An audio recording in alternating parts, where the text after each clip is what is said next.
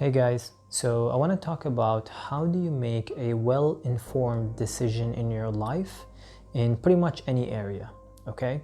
Sometimes, we're faced with very important decisions that we have to make and they can have a very big impact on our lives. Now, sometimes we have these moments where there is a lot of confusion and we have conflicting thoughts, the pros and the cons don't seem to get along, and we don't know what to do. And when you ask someone for their help, a lot of times they may not be as helpful as you think. So I'm going to explain to you why that happens in your head and what can you do about it to make the most optimum decision. Now, let's keep something in mind.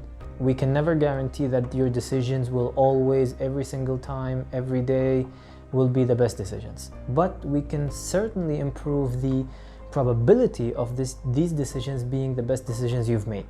Okay? So the first thing we need to understand is, why do we have conflicting ideas about the decision? Why do the pros and the cons don't seem to get along? And the reason being is that you have two conflicting emotions that are active within you. So one emotion is saying don't do it, and the other emotion is saying do it. Now, most people will assume that the two emotions are being positive, good things will happen, and being negative or fear, something bad will happen. But that's not exactly what happens. The two emotions that really happen most of the time is, one is the emotion of anxiety. Anxiety doesn't always make people not take action. I have worked with a lot of people who have made very bad decisions in business because they were driven by anxiety, they were driven by insecurities, they were driven by the need to prove themselves. And they are usually in a hurry, they don't think things through, and they miss a lot of things. Okay, so anxiety can make you make a decision or not make a decision, either through fear of missing out or fear of getting in trouble.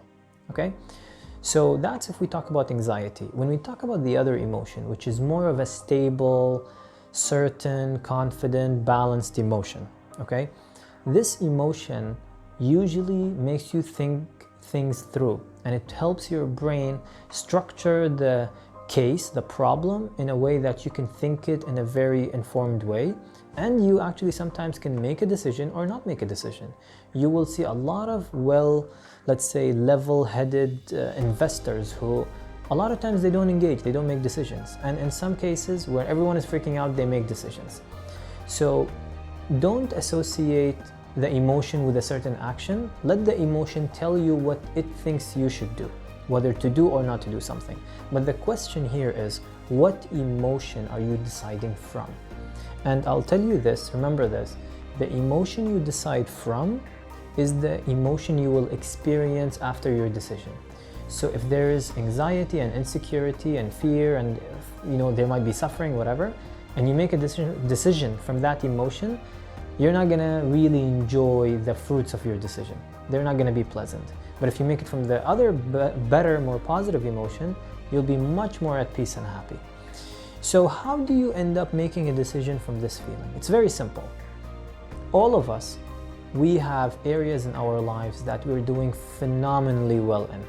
Maybe you're a good, let's say, soccer player. Maybe you're a good gamer, okay? Maybe you're good at something. I'm sure you're good at something where you make well-informed decisions, and sometimes you have not necessarily all the information, but your gut is so effective in that scenario, in that context. Your gut feeling speaks to you well and you make good decisions.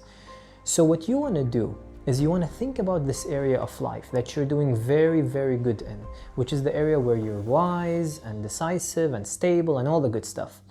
And as you think about it and you imagine yourself doing it, you close your eyes and you relive it, you reawaken that emotion of wisdom within you, that emotion of safety, that emotion of stability, of confidence.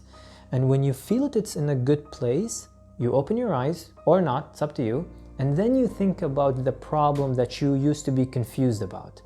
From that emotion of wisdom, the mind or the brain will process the situation from an emotion of wisdom. Now, I know there's a difference between mind and brain, but for the sake of the video, let's assume they're the same. So you're gonna think from a place of wisdom and you're gonna make wise decisions. And I'm not saying that you will get the answer you want immediately from the first day of doing this, My advice to you is for at least a week, and if you can extend it, go ahead, 2 weeks at least. Do this process, get into that zone of wisdom, of confidence, of certainty, and then think about the problem. Do that for at least a week. I would recommend at least 2 weeks if you can. And then what's going to happen is the wisdom will be associated with that situation that you used to be confused about, and you're only going to see it from a place of making good decisions. And your chances of making very good decisions is going to be extremely high. Okay?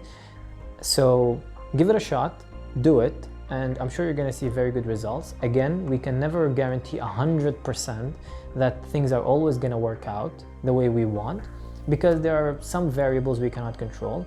And sometimes when you do this process, you may not have done it perfectly well, so your decisions may not be at their best. Either ways, it's way better than being confused. Okay? So if you like this video, hit that like button and share it with someone if you want, and I'll see you in another video.